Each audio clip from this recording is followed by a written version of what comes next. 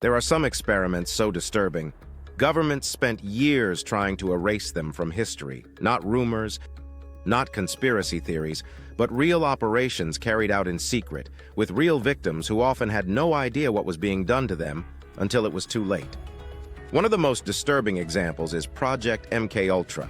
a covert program run by the Central Intelligence Agency during the Cold War, where the objective was to understand and control the human mind, not just in theory,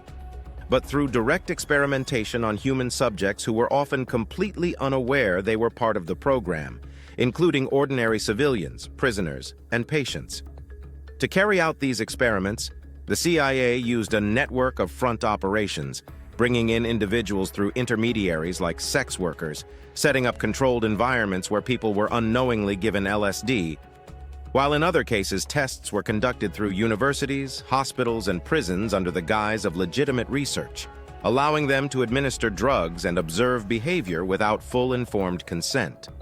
These experiments went far beyond just drug use, involving repeated dosing, psychological manipulation, sleep deprivation, and extreme mental stress. One of the most chilling incidents involved Frank Olson, a government scientist who was unknowingly given LSD and days later fell to his death under highly suspicious circumstances, raising serious questions about how far the program really went and what was being covered up.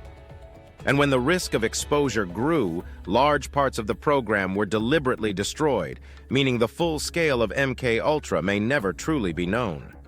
Another experiment that shocked the world when it was finally uncovered decades later was the Guatemala Syphilis Experiment, where US-backed researchers in the 1940s deliberately infected people with syphilis, not by accident, but as part of a planned study to observe how the disease progressed in the human body. The victims were among the most vulnerable groups, including prisoners, soldiers, sex workers, and patients in mental health institutions in Guatemala, many of whom were never informed or asked for consent, as researchers exposed them to infection either through contact or by directly introducing the bacteria into their bodies.